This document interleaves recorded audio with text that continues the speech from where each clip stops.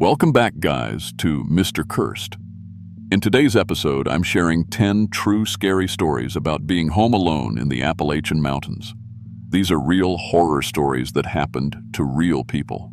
Stories that will make you scared of every sound you hear when you're alone in the mountains. These people were never the same after what happened to them. But before we start, please hit subscribe. Don't forget to like the video and share it with your friends and family. I'd also love to hear where you're watching from. Thank you all for your support. It means a lot to me. Now, let's begin. I was 24 when I decided I needed a complete break from people and city noise and basically everything that was stressing me out. I'd been trying to build up my photography portfolio for months, taking pictures around Nashville, but honestly, everything looked the same. Generic city shots, the same old buildings everyone else was photographing. I needed something different, something real. That's how I ended up renting this tiny cabin in Copper Creek Hollow, way out in the Tennessee mountains. The listing said it was perfect for nature photographers surrounded by untouched wilderness and these amazing limestone rock formations. It was exactly what I was looking for. The cabin was about as basic as you could get. One bedroom, tiny kitchen, a living room with this old wood-burning stove. But it was perfect for what I needed. No neighbors, no traffic, just me and my camera equipment and miles of forest. The rental owner, this older guy named Dale, met me at the property Monday afternoon to hand over the keys. He seemed nice enough, kept talking about how the area had these unique geological features that would be perfect for my photos. He pointed out toward these limestone cliffs that rose up behind the cabin and said there were caves all through them. "Been there longer than anyone can remember," he said. Then he got in his truck and left me alone. I spent that first day just walking around, getting a feel for the place. The forest was incredible, honestly. These massive old trees, moss covering everything, and those cliffs Dale mentioned were even more impressive up close. I must have taken 100 shots that first afternoon. The light filtering through the trees was perfect, and those rock formations created these amazing shadows and textures. I noticed several cave openings in the cliffs, some small, some big enough to walk into, but I wasn't about to go exploring. Caves by myself. That's just common sense. Monday night was peaceful. I sat in the cabin reviewing my photos on my laptop, and I was pretty excited about what I'd captured. But then I started noticing something weird. In several of the shots, there were these dark shapes that I didn't remember seeing when I took the pictures. They looked like shadows, but they were in the wrong places, stretched out in ways that didn't match the light. Some of them almost looked like human figures, but elongated and distorted. I figured they were just rock formations creating optical illusions. The limestone in that area probably had all kinds of weird shapes that could trick your eyes. Tuesday morning, I hiked deeper into the hollow, following what looked like an old deer trail. That's when I found more cave entrances, and these ones were different. Around the openings, someone had carved symbols into the rock. Spirals, triangular shapes, patterns that looked old but weren't like any Native American markings I'd ever seen. They were carved deep, like whoever made them had spent a lot of time on them. I took photos of everything, but I still wasn't going inside any caves alone.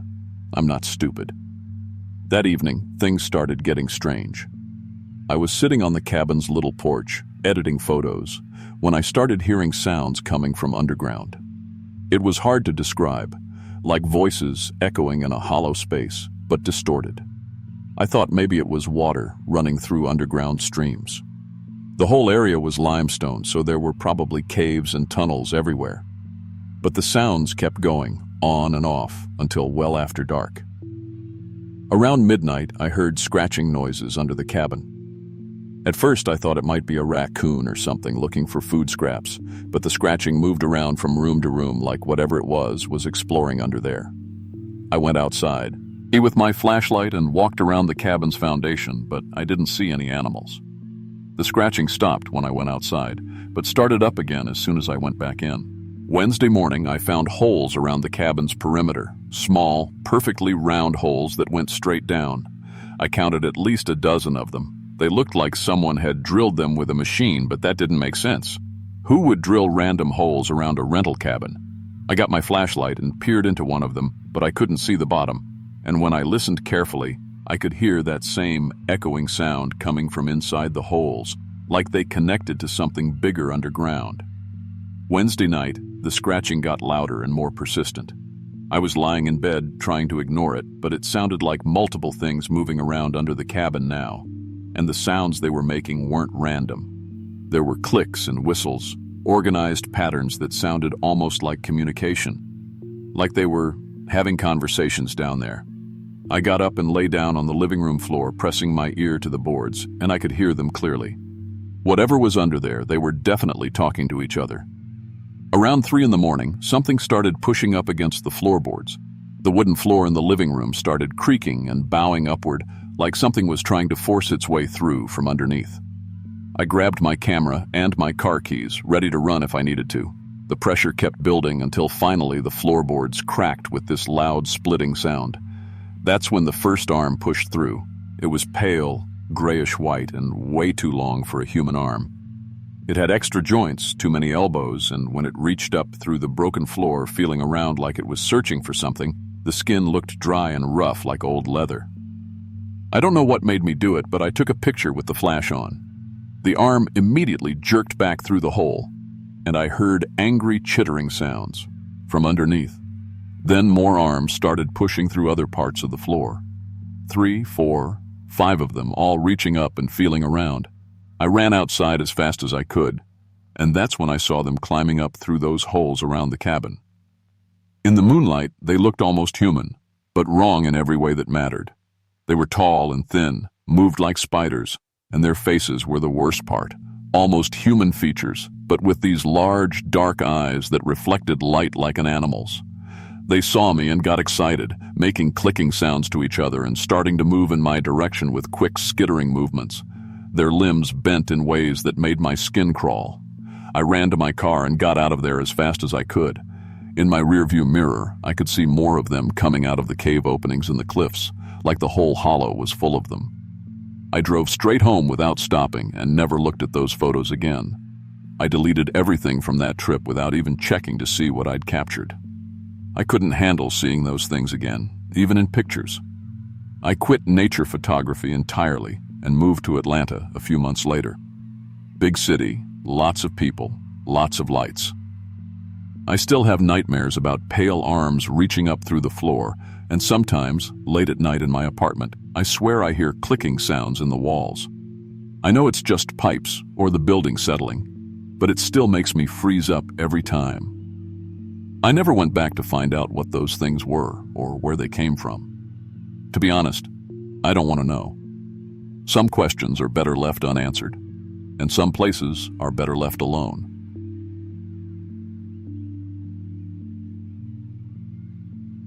I'm 22 years old, and honestly, I should have known better than to spend 2 weeks alone in the middle of nowhere. I was a college student at the time, and my parents had decided to take some fancy European Christmas vacation without me.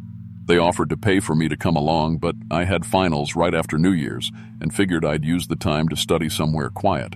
My uncle has this hunting cabin up in Black Mountain Gap, North Carolina, and he said I could use it for as long as I needed. It seemed perfect. No distractions, no noise, just me and my textbooks. The cabin sits in this little valley, maybe 20 minutes down a dirt road from the nearest neighbor. It's nothing fancy, but my uncle keeps it winterized and it's actually pretty cozy. Big stone fireplace, decent kitchen, and these huge windows facing out toward the forest. He built it that way so he could watch for deer during hunting season. I loaded up my beat-up Honda with enough food for 2 weeks and drove up there on December 20th. The whole valley was covered in snow, and I remember thinking how peaceful it looked, like something out of a Christmas card. The first few days were exactly what I needed. I'd wake up around 8, make coffee, and spend most of the morning reading at the kitchen table. Those big windows made it feel like I was sitting right in the middle of the woods. I saw deer almost every day, rabbits hopping around in the snow, and all kinds of birds. It was the kind of quiet you can't get anywhere else. No traffic, no people, just wind in the trees and the occasional crack of a branch under snow. I think it was my third night when I first noticed something odd. I was washing dishes after dinner when I looked out the kitchen window and saw what looked like a person standing between the trees. It was maybe 100 yards out, just this dark shape against the white snow. I stared at it for a while, but it didn't move at all. I figured it was probably just a dead tree or shadows playing tricks on me. The moon was pretty bright that night, and shadows can look like all sorts of things when you're alone. But honestly, it bothered me enough that I kept glancing out there while I finished cleaning up. The shape never moved, not even a little. When I went to bed, I made sure to close all the curtains, which wasn't something I'd been doing before. The next morning, I looked out there first thing, and whatever it was gone. I even walked out to about where I thought I'd seen it, but there was nothing unusual, just trees and snow. I convinced myself it had been nothing and didn't think much more about it. Thursday night, though, it was back. And closer. I was reading in the living room when I happened to look up and saw it again. Same human-like shape, but now it was maybe 50 or 60 feet from the cabin. Close enough that I could tell it definitely wasn't a tree. It looked like a person, but something was wrong with the proportions. Too tall and way too thin. And again, it just stood there, perfectly still, facing toward the cabin. I got up and flipped on the porch light, thinking that might scare off whatever animal it was or make a trespasser move along. But the light didn't seem to affect it at all. It just kept standing there. I'm not ashamed to say I was getting pretty nervous by then. I went to bed but kept checking the window every hour or so, and each time the figure was still there in the exact same position. When morning came, I found footprints in the snow leading right up to my bedroom window. They looked human, but stretched out like someone with really long feet had made them. I followed the trail back toward the trees and found where the figure had been standing. The snow was packed down in a perfect circle, like something had stood there for hours without moving. That's when I decided I needed to talk to someone. I drove into town that afternoon to buy a few more supplies and asked the guy at the gas station about the area. He was this old man, probably in his 70s, with the kind of weathered face you see on people who've lived in the mountains their whole lives. "You staying out at the Brooks place, Ma?" he asked when I mentioned the general area. I told him I was staying at my uncle's cabin, and his expression got serious. "You see anything strange out there?" he asked. "Anything watching you?" I felt a chill run down my spine, but I tried to play it cool. "Like what?" "Been stories about that valley for longer than I've been alive," he said. "Something lives in them woods. Folks call it the Watcher. Been seen around cabins and camps for decades, but only when there's just one person. Never bothers groups, but when someone's alone..." He shook his head. "Maybe you ought to think about coming back to town for the rest of your stay." I thanked him, but figured he was just trying to spook the college kid with local ghost stories. Still, that night I made sure to stay awake and keep watch. Around sunset, it appeared again. But this time it was maybe 30 feet from the cabin, close enough that I could make out details that made my stomach drop. Its skin was this pale, waxy color that seemed to glow a little in the twilight. It wore what looked like old, tattered clothes, dark and hanging loose on its thin frame. But it was the face that really got to me. Human-shaped, but wrong in every way. The eyes were too big and too black, and its mouth was wider than any person's should be. The thing that really scared me was how still it was. Not just standing still, but perfectly motionless.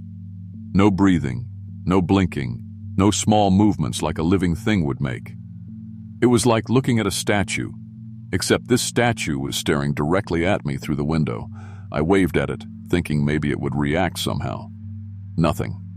I grabbed a flashlight and shined it directly at the thing, and when the light hit those big black eyes, they reflected like an animal's. But it still didn't move or acknowledge me in any way.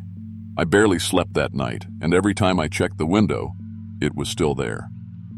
Saturday night, I woke up around 3 in the morning with this feeling like I was being watched.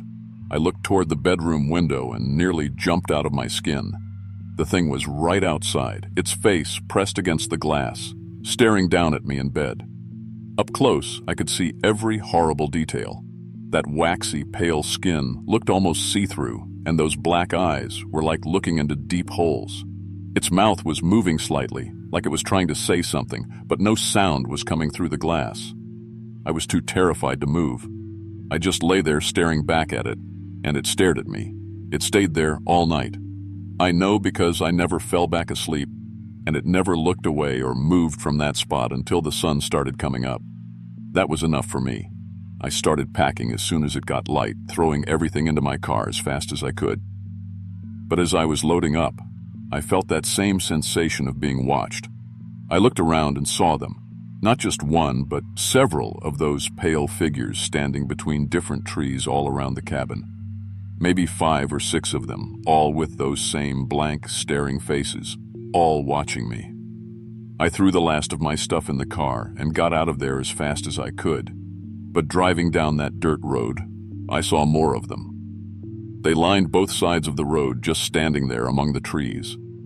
As my car passed, they turned their heads to follow me, all of them moving in perfect unison. In my rearview mirror, I watched them step out of the tree line and start walking toward where my car had been parked, like they were investigating the spot I just left. I drove straight home, didn't stop until I was back at my apartment near campus. I mailed my uncle's key back to him with a note saying I'd gotten food poisoning and had to leave early. I never told anyone what really happened. That was 3 years ago, and I still don't go camping or hiking alone. I've had dreams about those pale faces ever since, and sometimes, when I'm walking across campus at night or driving through rural areas, I catch glimpses of tall, thin figures watching from far away. I tell myself it's my imagination, but I always keep my curtains closed now, and I never look out windows after dark. Looking back, I think that old man at the gas station was trying to warn me. Whatever those things are, they've been in those mountains a long time, and they're still there, watching and waiting for the next person who thinks they want to spend some time alone in the woods. I was 23 when my literature professor offered me $500 to house sit her cabin for 2 weeks. I'd just graduated college and was broke as hell trying to finish my thesis while working part-time at a coffee shop. Dr. Martinez said I could use the quiet time to write, and honestly, I needed to get away from everything. My roommate Sarah was driving me crazy with her constant Netflix marathons, and my parents kept calling every day asking about my job prospects. The cabin was in Whispering Hollow, West Virginia, about 4 hours from campus. Dr. Martinez said it sat on 50 acres with no neighbors for miles. Perfect. I loaded up my beat-up Honda with groceries, my laptop, and enough instant coffee to survive a nuclear winter. The drive up was pretty normal. GPS worked fine until I got into the mountains. Then it started getting spotty. Dr. Martinez had given me written directions, which was good because my phone lost signal about 20 minutes before I reached the cabin. The dirt road wound through thick forest for what felt like forever. When I finally saw the cabin, it looked exactly like the photos she'd shown me. Small but cozy, with a covered porch and stone chimney. There was a generator out back for power and a hand pump for well water. Felt like stepping back in time, but in a good way. Sunday evening I got settled in pretty easily. Made myself some pasta, set up my laptop on the kitchen table, and worked on my thesis until midnight. The silence was incredible. Growing up in Columbus, I was used to traffic noise, sirens, people yelling. Here, nothing. Just complete quiet. I slept better that first night than I had in months. Fresh mountain air, no city lights, no roommates stumbling in drunk at 2 a.m. I actually felt relaxed for the first time in weeks. Monday morning, I was making coffee when I heard my mom calling my name from outside. "Emma? Emma, honey?" See, clear as day, just like when she used to call me for dinner as a kid. I went to the front door and opened it, expecting to see her car in the driveway. Nobody there, just forest and morning fog. I called out, "Mom?" and heard my voice echo back from the mountains. That's when I remembered she was 300 miles away in Ohio. Must have been the wind through the trees or something. Sound travel's weird in the mountains. I spent most of Monday working on my thesis, making good progress. The quiet was perfect for writing. Around dinner time, while I was heating up a can of soup, I heard Sarah calling from the porch. "Emma? You in there? Emma?" Sounded exactly like her, that slightly whiny tone she got when she wanted something. I looked out the kitchen window but didn't see anything beyond the porch light. The voice called again. "Emma, come outside. I need to show you something." That made me pause. Sarah was back at college, probably getting ready for her evening classes. No way she could be here. Plus, she didn't even know where I was staying. I didn't answer and made sure the front door was locked, starting to feel a little nervous, to be honest. Around 10 that night, while I was trying to focus on my laptop, I heard my dad's voice calling from the woods. "Emma, help me. I'm lost." He sounded desperate, scared, exactly how my dad would sound if he was actually lost in the mountains. For a second, I almost opened the door. Almost. But my dad was in Ohio too, probably watching the late news with Mom. He'd never even been to West Virginia. I turned on every light in the cabin and tried to keep writing, but it was hard to concentrate. The voices kept coming all night. My high school English teacher, Mrs. Patterson, my college friend Jake, even my grandmother who'd been dead for 5 years. Each voice sounded perfect, like I was listening to recordings. I didn't sleep at all Monday night. Sat in the living room with a kitchen knife, feeling pretty stupid, but too scared to put it down. Tuesday morning, the voices stopped completely, but something else was wrong. The forest had gone completely silent. No birds singing, no insects buzzing, no wind in the trees, nothing. It was like someone had hit a mute button on the whole world. I tried to start my car, thinking maybe I should head back to campus early. Engine wouldn't turn over. Battery was totally dead, even though the car had worked fine yesterday. I walked to the main road, hoping to flag down help. That's when I saw something moving in the trees, walking parallel to me but staying just out of clear sight. It was tall, taller than any person should be, and it moved wrong, like its joints bent in places they shouldn't. I ran back to the cabin and shoved furniture against the door. That afternoon I heard my own voice calling from outside. "Emma, let me in." Exactly my voice, saying things I might actually say. "Emma, I forgot my keys. Please open the door. I'm scared out here." I looked out the window and froze. There was someone standing on the porch who looked exactly like me. Same height, same brown hair, same clothes I'd worn yesterday. But it stood perfectly still, not breathing, not blinking. When I got a better look at its face, I saw its eyes were completely black and its smile was too wide. The thing wearing my face started talking about stuff only I would know. My childhood fear of clowns, the crush I had on my 8th grade math teacher, how I used to steal money from my mom's purse to buy candy. Private stuff I'd never told anyone. I covered my ears but could still hear my own voice getting louder, talking faster. Then it started laughing in my voice, but the sound went on way too long, like a recording stuck on repeat. The windows started rattling. I ran to the back bedroom and smashed the window with a chair, cutting up my arms pretty bad as I climbed through. I could hear multiple versions of my voice calling behind me as I ran into the forest, ran unto, till I found a creek and followed it downstream for hours, stumbling over rocks and fallen trees. My arms were bleeding, my clothes were torn, but I kept going until I reached a main road. A truck driver picked me up around sunset. He said I looked like I'd seen a ghost. I never went back for my things. Told Dr. Martinez there was a family emergency and I had to leave early. Dropped out of college a few weeks later because I couldn't sleep, couldn't concentrate, couldn't function. To this day, I sometimes hear my own voice calling my name when I'm alone in my apartment.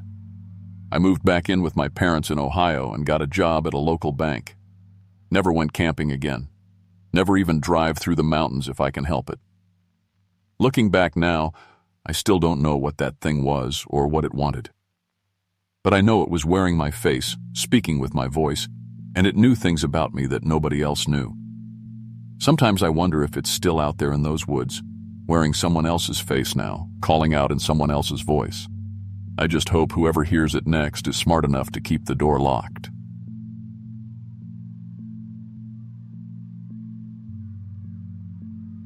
I'm 25 and work at a warehouse in Louisville. Nothing special, but it pays the bills. Last spring, my grandmother passed away and left me her old cabin up in Devil's Backbone Ridge, Kentucky. I'd been there a few times as a kid, but honestly hadn't thought about the place in years. My parents said I should probably go up there and clean it out, maybe decide if I wanted to keep it or sell it. The cabin had been sitting empty for about 3 years since Grandma moved into that nursing home in Lexington. I took a Friday off work and drove up there in my Honda. The drive took about 2 hours through some pretty winding mountain roads. I remembered the forest being thick when I was little, but driving up there as an adult, it seemed even darker somehow. The trees were massive, these old oak and pine trees that must have been there for decades. The cabin sat in this little clearing right in the middle of all that green, and when I pulled up, I was surprised the power was still on. No phone service, though, and definitely no internet. Just me and whatever was left of Grandma's stuff. I planned to spend the weekend going through everything. Friday evening went pretty normal. I found some canned soup in the pantry, heated it up, and spent a couple hours looking through these old photo albums Grandma had kept. There were pictures of my dad when he was young, some of me and my sister from those summer visits. Around midnight, I was getting ready for bed when I heard this loud cracking sound from outside. Sounded like big branches breaking high up in the trees. I looked out the window but couldn't see anything in the dark. Figured it was just old dead wood falling. Saturday morning, I went outside to get some fresh air, and that's when I saw them. These huge handprints pressed into the mud all around the cabin. And I mean huge. They had to be at least 18 inches long, maybe bigger. They looked almost human, but the fingers were stretched out really wide, and they were pressed so deep into the ground, it was like whatever made them weighed a ton. My first thought was maybe bear tracks that got messed up by the rain, even though they didn't really look like bear prints at all. I spent most of Saturday cleaning and going through Grandma's bedroom. That's where I found her journal in the dresser drawer. The last few entries were from right before she moved out, and they were talking about something called the tall watchers that would come down from the ridge at night. She wrote about seeing figures moving between the trees but always staying hidden. She even mentioned leaving food scraps out in the forest to keep them peaceful. I figured she was probably getting confused in her old age. You know how that goes. Saturday evening, I was sitting in the living room when I heard footsteps outside. Not regular footsteps, though. These were heavy and slow, like something really big was trying to walk quietly. I turned off all the lights and crept over to the window, but I couldn't see anything moving out there. The footsteps kept going around the cabin, and then they stopped right outside the bedroom window. That's when I heard breathing, slow, heavy breathing, right on the other side of that thin wall.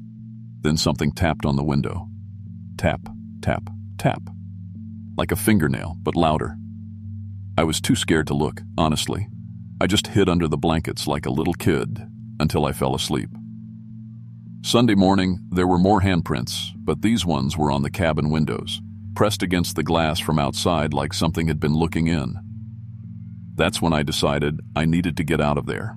I started throwing my stuff in the car as fast as I could, but the whole time I felt like something was watching me from the tree line.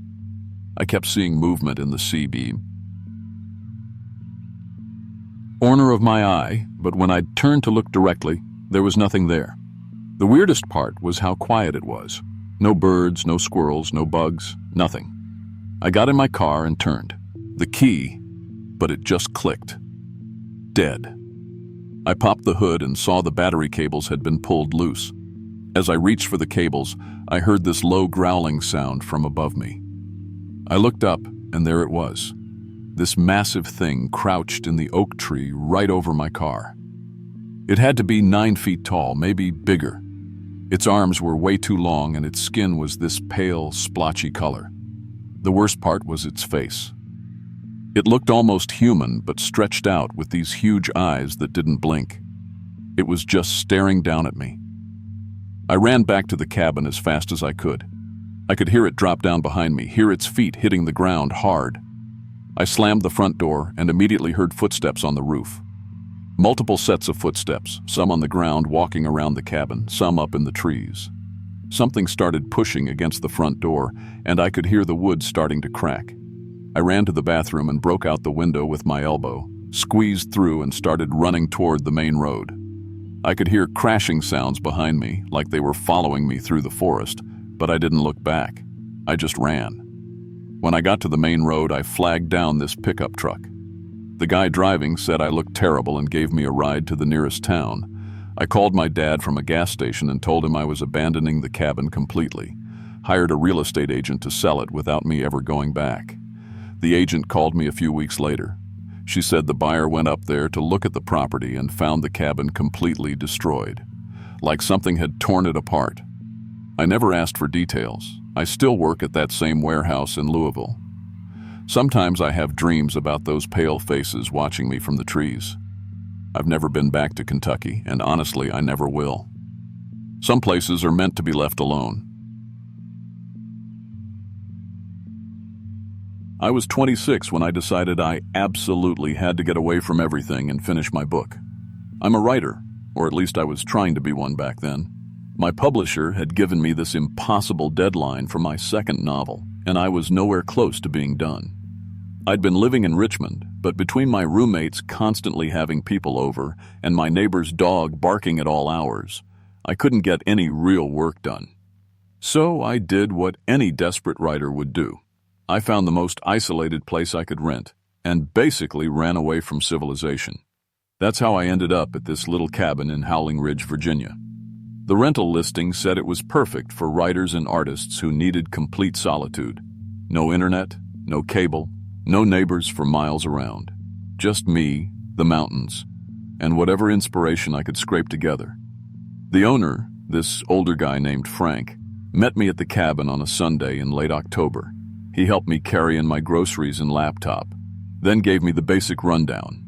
The propane worked fine, the generator was reliable, and if I needed anything urgent, there was a landline that sometimes got service. "Why is it called Howling Ridge?" I asked him as he was getting ready to leave. Frank shrugged. "Wind gets caught up in them rock formations, makes all sorts of sounds. You'll hear it at night sometimes, nothing to worry about." Honestly, I thought that sounded kind of cool. Atmospheric, you know. Good for writing mood. The first few days were absolutely perfect. I woke up with the sun, made coffee on the little propane stove, and wrote until my fingers cramped. The silence was incredible. I'd forgotten what it felt like to not hear traffic or construction or people talking on their phones. By Wednesday, I'd written more in 3 days than I had in the previous 3 weeks back home. Wednesday night, I was just settling into bed when I heard it for the first time, this long, mournful howling echoing across the mountains. It was beautiful, honestly. Really haunting and wild. I lay there listening as more voices joined in, coming from different directions. It sounded like a whole pack of wolves calling to each other across the ridges. I made some notes about it in my phone. The sounds were so primal and lonely, I figured I could work them into my book somehow. Thursday morning, I got curious about what I'd heard, so I did some research on Frank's old dial-up connection. Took forever to load anything, but I eventually found some Virginia wildlife information. Turns out, wolves have been extinct in Virginia for over 100 years. The last ones were killed off in the early 1900s. That seemed weird, but I figured I must have heard coyotes. They live all through the Appalachians, and at night, from a distance, they probably sound pretty similar to wolves. Made sense. Thursday night, the howling started again, but this time it was closer, much closer. I counted at least 6 different voices, all calling and responding to each other like they were having some kind of conversation. The sounds were coming from right around my cabin, echoing off the mountains in this really eerie way. I grabbed my phone and recorded some of it, thinking maybe I could play it back later and figure out exactly what kind of animals I was dealing with. But when I listened to the recording, something about it just felt wrong. The howls were too long, too mournful. And there was this rhythm to them, like they were coordinated somehow. Not random animal sounds, but something more deliberate. Friday night, things got weird. I was reading in bed when I heard scratching. Slow, deliberate scratching right outside the cabin wall. Then sniffing sounds, like something was investigating the building. I got up and looked out the window with my flashlight, but all I could see was darkness. The sounds moved around the cabin, scratching at one wall, then moving to another. Heavy breathing, like big dogs panting, but deeper and rougher than any dog I'd ever heard. I checked all the locks on the doors and windows. Something told me I needed to be careful. The noises went on most of the night. Whatever was out there kept circling the cabin over and over. I barely slept. Saturday morning, I went outside to check for evidence of what had been bothering me all night. What I found made my stomach drop. Paw prints. Huge paw prints, pressed deep into the soft dirt all around the cabin. They looked like wolf tracks, but wrong somehow. Too big, stretched out weird with claw marks that were way too long and sharp. I'd seen dog prints before, obviously, but these were nothing like that. On the porch railing, I found tufts of coarse, dark fur caught on the wood splinters. The fur was wiry and thick, and it had this strange smell. Not like a normal animal, more like something wild and old. I tried to convince myself it was just a big dog that had wandered up from somewhere, maybe a stray that had been living wild in the mountains. But honestly, I was starting to feel spooked. Saturday night, I made sure every light in the cabin was on. I sat at the kitchen table with my laptop, trying to write, but I couldn't focus. Around 10 o'clock, I saw them. Eyes. Glowing yellowish-green eyes reflecting from the tree line. Not just one pair, multiple pairs, all at different positions around the cabin. They were too high off the ground to be normal wolves or dogs. Maybe 7 feet up, like whatever had those eyes was standing on its back legs. I stared out the window, and they stared back. Nobody moved for what felt like forever. Then the howling started again. But this time, it sounded like communication. One voice would call out, and another would answer from a completely different direction. Then a third would join in, and they'd all howl together in this coordinated pattern. They were talking to each other, planning so. Me thing. I heard heavy bodies moving through the bushes, getting closer to the cabin, branches snapping under weight. The sound of breathing right outside the windows. That's when I grabbed my car keys and decided I was done. I didn't care about my book or my deadline or anything else. I needed to get out of there. I headed for the front door, key in hand, ready to make a run for my car. When I opened the door, there was something standing on my porch. It looked like a wolf, but it was standing upright like a person. At least 7 feet tall with a wolf's head and body, but wrong proportions. Its arms were too long, its legs were too thick, and its eyes were glowing that same yellowish-green color I'd seen from the tree line. When it saw me, it tilted its head like it was curious. Its mouth opened, showing rows of dripping fangs. I slammed the door and ran to the back of the cabin. I could hear more of them outside now, howling and snarling, their voices surrounding the building. I grabbed a chair, smashed out the bedroom window, and climbed through. The glass cut up my arms pretty good, but I didn't care. I had to get out. As soon as I was outside, I heard them crashing through the woods after me. I ran for my car like my life depended on it, which I'm pretty sure it did. I made it to the car, got the engine started, and floored it down that mountain road. In my rearview mirror, I could see shapes moving between the trees, and I could hear those howls echoing behind me, getting fainter as I drove away. I drove all night without stopping. Didn't feel safe enough to sleep anywhere that wasn't completely surrounded by other people and lights and civilization. I never finished that book. Couldn't concentrate on writing anymore. The deadline came and went, and my publisher dropped me. I moved back to the city and got a regular job doing marketing for a tech company. To his day. I won't go anywhere rural or isolated. I live in an apartment building with thin walls and noisy neighbors, and honestly, I love hearing every sound. Sirens, garbage trucks, people, arguing upstairs. It all means I'm surrounded by normal human life. I still have those recordings on my phone. Sometimes, late at night when I can't sleep, I'll listen to them and remember that coordinated howling. The way they called to each other like they were organizing a hunt. Looking back now, I think they were studying me those first few nights.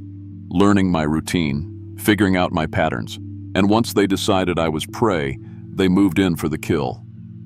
I don't know what they were, and honestly, I don't want to know.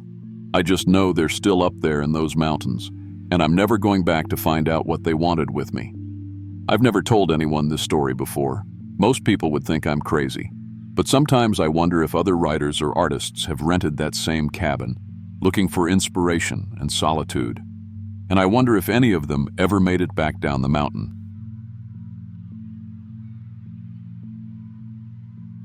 I was 23 when my girlfriend Sarah decided she needed space to figure things out, which basically meant she was done with me, but didn't want to say it straight up. We'd been together for 3 years, living in this tiny apartment in Richmond, and honestly, I thought we were doing okay. But apparently I was wrong about that, like I was wrong about a lot of things back then. My cousin Derek had this cabin up in Reflection Ridge, Virginia, just a little place his dad built years ago that sits right on this mountain lake. Derek said I could use it for a couple of weeks, no questions asked, which was exactly what I needed. I packed up my truck with some clothes, books, and enough food for 2 weeks. The plan was simple: get away from everything, clear my head, and figure out what the hell I was going to do next. The drive up there took about 4 hours, winding through these mountain roads that got narrower the higher you climbed. The cabin wasn't much to look at from the outside, just logs and a green metal roof. But it had these huge windows facing the lake. And that lake, man, it was something else. Perfectly still water that reflected the mountains so clearly it looked like you could fall right through into another world. I got there on a Monday afternoon in early October. The air was crisp but not cold yet, and the trees were just starting to turn colors. It was peaceful in a way I hadn't felt in months. No traffic, no neighbors arguing through thin walls, no constant buzz of the city. Just quiet. The first few days went exactly like I hoped they would. I hiked some of the trails around the lake, read a couple books, and mostly just sat on the porch thinking. It felt good to not have anywhere to be or anyone expecting anything from me. I could eat when I wanted, sleep when I wanted, and not worry about checking my phone every 5 minutes to see if Sarah had texted. Wednesday evening, I was inside making some dinner when I saw movement on the porch through the kitchen window. Someone was sitting in the chair I'd been using earlier. Same position I usually sat in, leaning forward with their elbows on their knees. From behind, the person looked exactly like me. Same dark hair, same build, even wearing the same flannel shirt I had on. I called out hello through the window, thinking maybe Derek had come up to check on me or something. But the figure didn't move, didn't turn around, didn't even seem to hear me. I walked to the front door and opened it, ready to see who was there. But the chair was empty. Nobody around at all.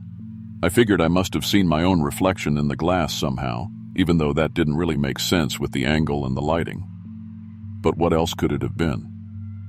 Thursday morning, I was drinking coffee on the porch when I saw someone across the lake standing right at the water's edge. It was me. I mean, it looked exactly like me, wearing the same clothes I had on, standing in the exact same position. The other me raised his hand and waved, so I waved back without really thinking about it.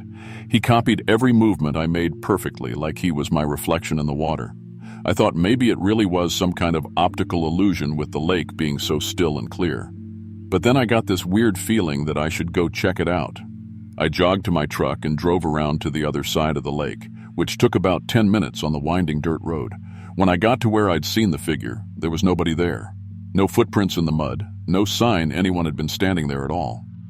That night, I was getting ready to cook some pasta when I looked out the kitchen window and saw myself inside, already cooking. The other me was standing right where I was about to stand, stirring a pot on the stove. He doing exactly what I was planning to do. I watched for maybe 30 seconds, feeling this cold sensation in my stomach, before I ran outside to look through the window from the other direction. Nobody there. But when I went back inside, there was a pot of pasta on the stove, perfectly cooked and still steaming hot. The sauce was exactly the way I make it, with the same spices I was going to use. I definitely hadn't cooked anything, but the food was real, and it was exactly what I wanted. Friday is when things got really strange. I started seeing multiple versions of myself around the property. One would be reading a book on the porch while another was fishing down at the lake. They all looked like me, moved like me, but they completely ignored me when I tried to get their attention. It was like I wasn't even there to them. I walked right up to the one reading on the porch and said, "Hey," loud enough that anyone would have heard. He just kept reading, turning pages at the same pace I usually read, never looking up. I waved my hand in front of his face and got no reaction at all. Friday night, I locked myself in the bedroom, thinking maybe I was having some kind of breakdown from the stress. but when I looked in the mirror above the dresser, my reflection wasn't doing what I was doing. I raised my left hand, and my reflection raised his right hand. I tilted my head, and he tilted his the other way. Then he started mouthing words I couldn't hear, like he was trying to tell me something important.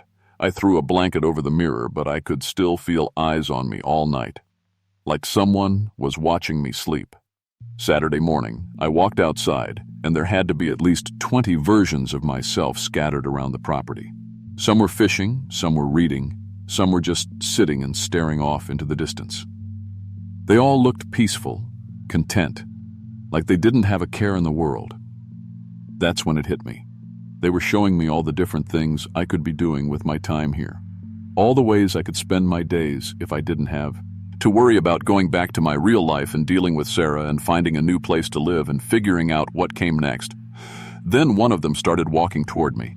He looked exactly like me, but somehow more relaxed, more at peace than I'd felt in years. When he got close enough, he spoke in my own voice. "Stay with us," he said, smiling. "You don't have to go back to all those problems." More of them started gathering around, all wearing the same calm smile. "Here you can be anyone you want to be," another one said. "You can just exist and be happy." I'll be honest, it was tempting. They all looked so much happier than I felt. No stress, no heartbreak, no uncertainty about the future. But something about their smiles seemed wrong. Too wide, too perfect. And their eyes were completely empty, like looking into deep water. That's when I realized they wanted me to become one of them permanently. To give up being real and just be another reflection living by the lake forever. All of them started moving closer, still smiling those too wide smiles. Their movements were perfectly synchronized, like they were all controlled by the same mind. I backed toward my truck as they surrounded me, their faces pressed against the windows, all identical, all wrong. I started the engine and drove straight through them. I didn't feel any impact, like driving through fog or shadows. In my rearview mirror, I could see all of them standing in the road, waving goodbye with those same peaceful smiles. The lake looked different when I glanced back one last time. Instead of reflecting the mountains, the water was just black and empty. I drove straight home without stopping, packed up the rest of my stuff from the apartment, and found a new place to live.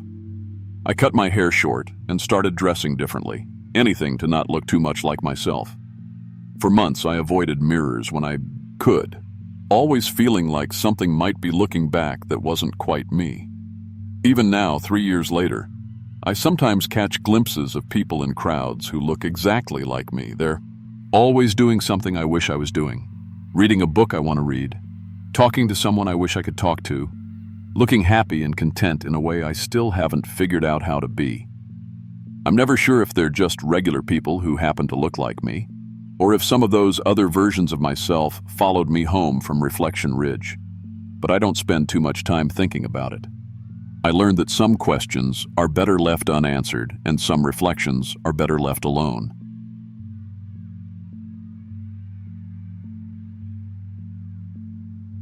I'm 26 and I work as a freelance writer, which basically means I'm always broke and looking for my next story idea. Last fall, I got this assignment to write some articles about Appalachian folklore for a travel magazine. The pay wasn't great, but honestly, I needed the money, and it seemed like it could be interesting. I'd never spent much time in the mountains, and I figured it would be nice to get away from the city for a while. I found this cabin for rent in a place called Boneyard Hollow, Tennessee. The name should have been my first warning, but the price was right and the photos looked decent enough. The local historical society had mentioned that this particular hollow had some pretty unique burial customs dating back to the 1800s, which sounded perfect for what I was writing about. I packed up my laptop, grabbed a few boxes of research books about the area, and drove down there, planning to spend 3 weeks documenting stories and taking photos. The cabin was small but clean, and it sat maybe a quarter mile from this old cemetery that went back to the early 1800s. Perfect setup for what I needed. The first few days were actually really productive. I spent my mornings walking through the cemetery, photographing headstones and copying down names and dates. Some of the graves were really old, and you could barely make out the writing anymore. What I found interesting was that a lot of the graves had these little animal bones placed on top of them. Small stuff mostly. Bird bones, maybe rabbit bones, arranged like decorations around the headstones. I figured it was just some old mountain tradition I hadn't read about yet. Made sense, really. These people lived off the land, used everything they could. Probably had some spiritual meaning I'd learn about when I started talking to the locals. Thursday evening, I got back to the cabin after a long day of research and found fresh animal bones arranged around my property. They were clean and white, set up in these perfect circles and triangles around the cabin. At first, I thought maybe some local kids were playing pranks on the city person. You know how it is when an outsider shows up in a small town. But honestly, the arrangements were too neat, too precise for kids goofing around. Friday morning, there were more bones, but these were much larger. Deer skulls, rib cages, leg bones, all arranged in these complex designs that looked almost like symbols or letters. I started taking photos because this was getting weird, but also because it might make for interesting material in my articles. The arrangements were way too artistic to be random, and definitely too complicated for pranks. Friday night around 11, I heard chanting coming from the direction of the cemetery. Multiple voices singing in some language I didn't recognize. It had this slow, rhythmic sound that carried really well in the night air. Being a writer, my first thought was that I'd stumbled onto some local custom or ceremony. I grabbed my camera and headed toward the sound, thinking I might be able to document something really authentic for my articles. The moon was pretty full that night, so I could see fairly well as I walked through the trees toward the cemetery. The chanting got louder as I got closer, and I could make out shapes moving between the headstones. When I got to the edge of the cemetery, I saw them clearly. There were maybe 8 or 9 figures, all tall and thin, wearing these dark robes. They were moving in a slow pattern between the graves, and each one carried a staff with animal skulls mounted on top. The way they moved was strange. Too smooth, too coordinated, like they were all connected somehow. I started taking pictures from behind this big oak tree at the cemetery's edge. My camera had a pretty good zoom, and I was getting some decent shots. But when my flash went off accidentally, everything stopped. All the figures turned toward me at exactly the same time. Perfect. Unison. Like they were one person instead of a group. That's when I saw their faces under those hoods. They looked human at first glance, but something was wrong with the proportions. Their faces were too long, stretched out like someone had pulled on them, pale as moonlight. But their eyes were completely black. Not just the pupils, the whole eye, solid black. And their mouths hung open way too wide, like their jaws were unhinged. The chanting stopped completely. The silence was worse than the singing had been. Then all of them started moving toward me, still in that weird, synchronized way. I ran. Didn't think about it, didn't try to get more photos, just ran back through the trees to the cabin as fast as I could. My heart was pounding so hard I thought it might explode. I locked the door and checked every window twice before I finally calmed down enough to think straight. Saturday morning, I found bones arranged around my car. Not random this time. They spelled out words in that same language I had heard them chanting. I took photos and spent most of the day trying to research what the symbols meant. Finally found some references online to something called bone-speaking rituals. Apparently there were old legends about creatures in these mountains that collected bones to communicate with the dead. The more I read, the less I liked what I was learning. Saturday night, the chanting started again, but this time it was much closer, right outside the cabin. I looked out the window and saw them circling my property, the same robed figures from the cemetery, moving in that slow, deliberate way. They were placing bones in patterns while they chanted, creating these complex designs that seemed to connect to form a larger symbol with my cabin right in the center. I realized they were trying to include me in whatever ritual they were performing. The figures start, knocking on my door with their skull-top staffs, slow, rhythmic knocking that matched their chanting. The sound was hypnotic, and I found myself walking toward the door without really thinking about it. Something about the rhythm made me want to open it and join them. I had to physically grab onto the kitchen counter to stop myself from reaching for the doorknob. I covered my ears and tried to block out the sound, but the chanting just got louder. Then I noticed the bone patterns around the cabin were glowing with this pale, cold light. Through the window, I watched them remove their hoods. Underneath were skulls. Not skull-shaped faces or masks, actual skulls with empty eye sockets and no skin. But somehow they were still moving, still chanting. Their jawbones moved up and down with the rhythm of their song. All of them turned to look directly at me through the window. Those empty eye sockets somehow focused right on me, and I understood what they wanted. They wanted to add my bones to their collection. I broke my bedroom window with a chair and climbed out the back of the cabin. The chanting turned into this angry screeching sound as I ran through the woods toward the main road. I could hear them crashing through the trees behind me, but I didn't look back. I reached the road and flagged down the first vehicle I saw, an old pickup truck. The driver was this elderly man who took one look at my face and didn't ask questions. He just told me to get in. As we drove away, he mentioned that he'd heard stories about bone walkers in that hollow his whole life. Said most locals knew to stay away from that area, especially around the cemetery.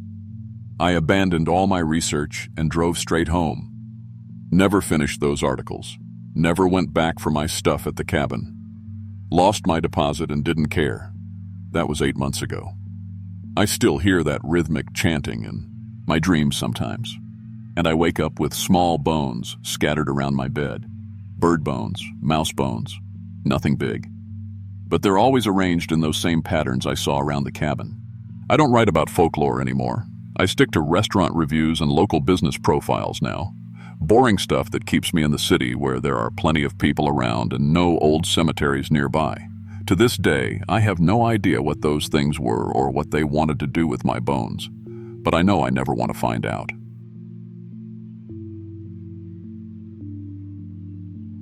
I was 24 when my professor asked if I wanted to house-sit his old farmhouse for 3 weeks.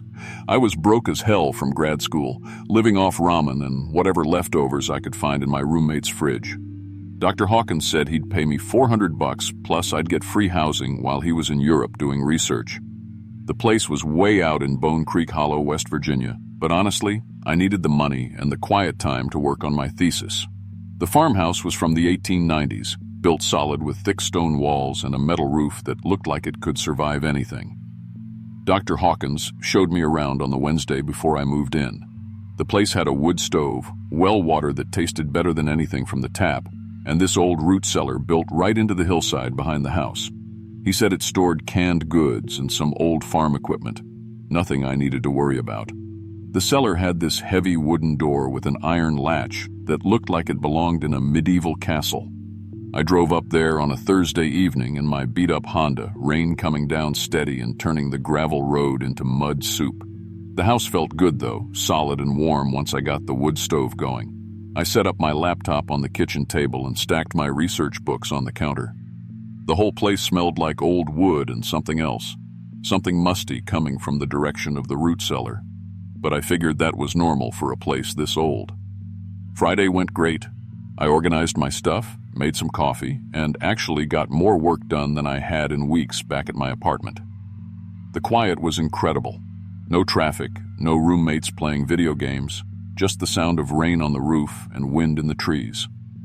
That night I heard some scratching sounds coming from somewhere near the cellar area, but I assumed it was mice or rats getting into the stored food. Old farmhouses always had that problem. Saturday morning I woke up and found the cellar door standing wide open. I remembered Dr. Hawkins specifically showing me how that latch worked, demonstrating how secure it was.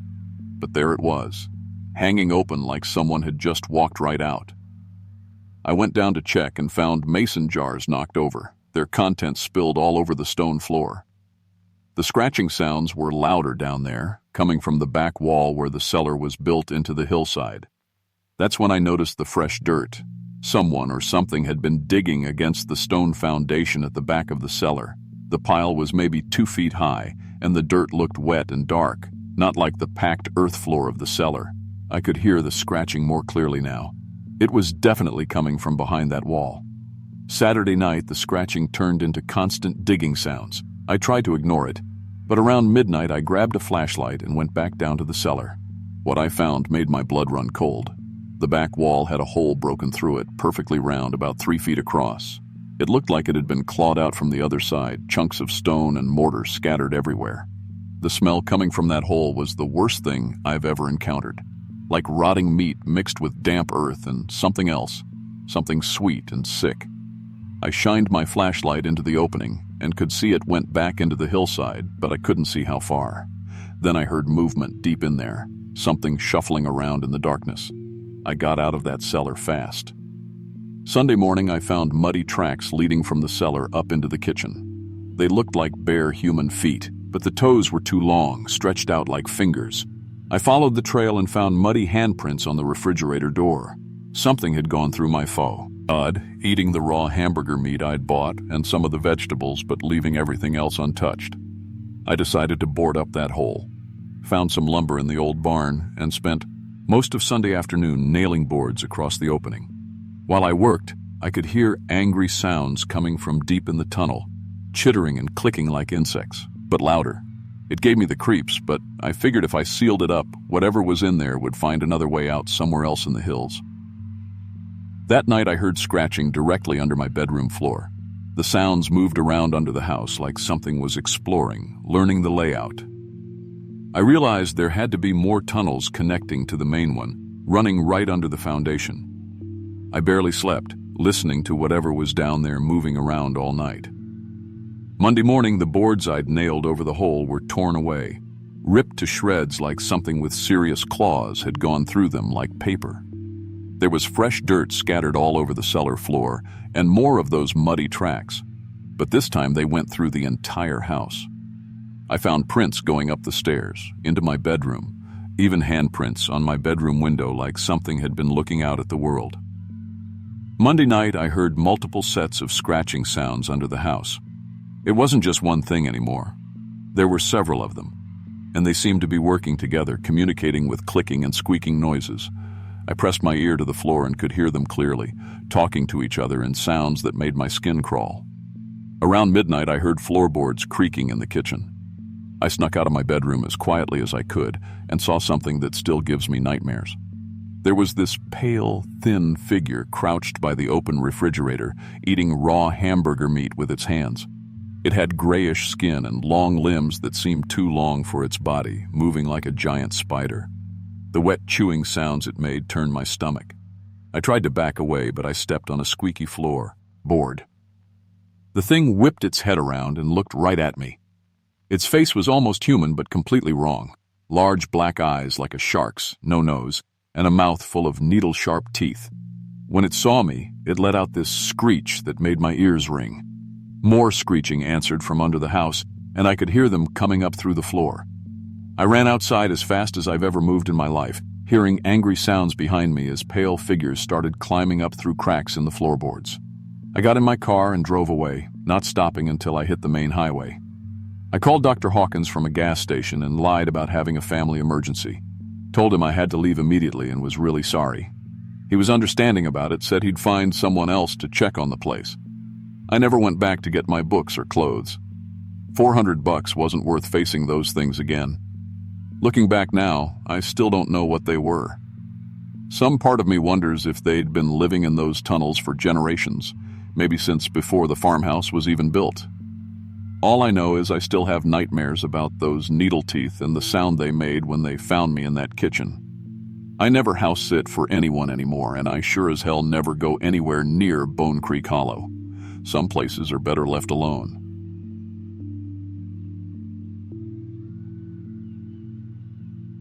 I was 27 when I took a job as a winter caretaker for a hunting lodge in eastern Kentucky. Honestly, I needed the money bad, and the isolation sounded perfect. My life was a mess back then. Bad breakup, lost my apartment, credit cards maxed out. The lodge owner offered me free housing from November through March, plus decent pay just to maintain the building and keep poachers away. It seemed too good to be true. The place sat way back in this valley called Starvation Hollow. The name should have been a red flag, but I figured it was just one of those old mountain names that didn't mean much anymore. The owner, Mr. Garrett, told me the area got its name back in the 1890s when some settlers got snowed in for most of the winter and ran out of food. He said it real casual, like it was just local history. I didn't think much about it at the time. The lodge itself was nice enough. 2 stories, solid wood construction, generator for power, and a good wood stove. Had everything I needed, plus Mr. Garrett stocked it with enough canned goods and supplies to last the whole winter. The closest neighbor was maybe 15 miles away, and once the snow got heavy, the access road would be completely cut off until spring. That was fine by me. I needed time to think and get my head straight. November went by smooth. Light snow, normal winter quiet. I spent most days reading, doing maintenance around the building, and just enjoying the peace. It was exactly what I needed. December brought heavier snowfall, and by Christmas week, we were completely snowed in. The access road disappeared under maybe 4 feet of snow. I didn't mind. I had plenty of supplies and honestly enjoyed the solitude. That's when things started getting weird. Right after Christmas, I began finding tracks in the snow around the lodge. At first, I thought they might be from deer or maybe a bear, but when I looked close, they looked human, bare human feet, but something was off about them. The toes were too long, and they were spread out weird, like whoever made them had never worn shoes. The tracks circled the lodge over and over, coming right up to the windows. I tried to convince myself it was just local kids exploring, even though it seemed crazy dangerous to be out there barefoot in the snow. But what else could it be? New Year's Eve, I was sitting by the fire when I heard voices calling from the woods. They sounded desperate, like people crying for help. I grabbed my flashlight and went outside, but I couldn't see anyone. The voices kept calling, always just beyond where my light reached. Men, women, even what sounded like children. They were begging for food, for warmth, for someone to help them. I called out, asking if anyone was there, if they needed help, but as soon as I spoke, the voices would move further back into the trees. This went on all night. I barely slept. January brought more snow and more voices. Every night, they'd start up around sunset, dozens of them now, all calling for help, all sounding starving and desperate. I started leaving food outside, canned goods, bread, whatever I could spare. By morning, it would always be gone, but there would be more voices the next night. That's when I realized they weren't just asking for help anymore. I started hearing them whisper about the warm one inside and fresh meat. They knew I was there, and they weren't looking to be rescued. Around mid-January, I started seeing figures moving between the trees during the day. They were human-shaped, but moved wrong, hunched over and jerky, like broken puppets. They wore what looked like old, tattered clothes that hung off their bodies like rags. Whenever I tried to get closer, they'd scatter back into the deeper woods, but they were getting bolder. One night, the voices surrounded the entire lodge. I could hear them right outside the walls, whispering and scratching. I looked through a gap in the window boards and saw faces pressed against the glass, pails, hollow-cheeked faces with black eyes, and mouths that were too wide, filled with broken, pointed teeth. I understood then what Mr. Garrett had meant about the settlers who got trapped. These were their descendants. They'd been living out there in the woods all these years, surviving on whatever they could catch. And now, they'd caught my scent. I barricaded every door and window with furniture. All night, I heard them clawing at the walls, trying to find a way in. Through the cracks, I could see their fingers, too long, with black nails like claws. They moved around the building like a pack of animals, testing every possible entry point. By morning, they'd retreated back to the woods, but I knew they'd be back. I found the lodge's emergency radio and called for help. The rescue helicopter couldn't land because of the snow, but they promised to return as soon as the weather cleared.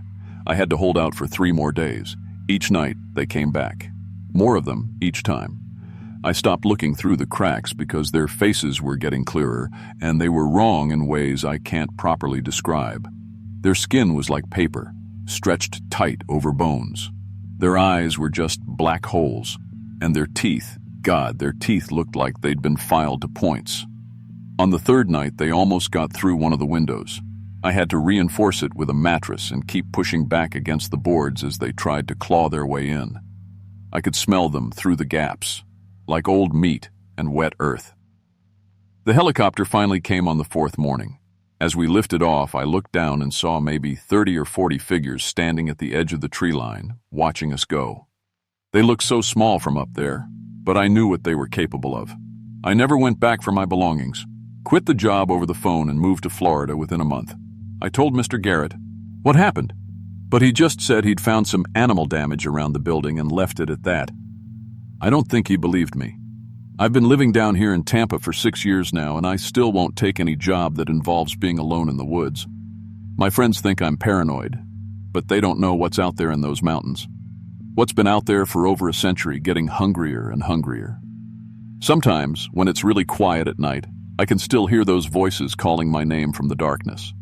And I know that if I ever go back to those mountains, they'll be waiting for me.